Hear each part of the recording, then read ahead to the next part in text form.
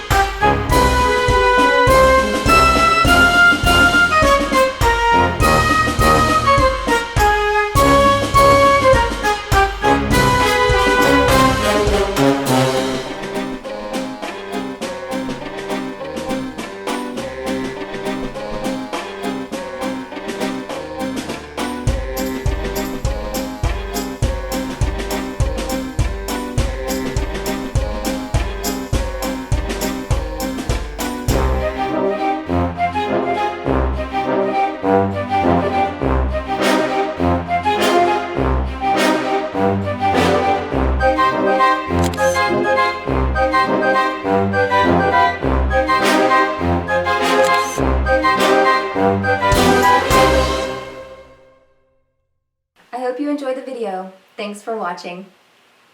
NeoMech provides rapid prototyping, 3D scanning, engineering, and product development services. Visit our website at www.neomech.com.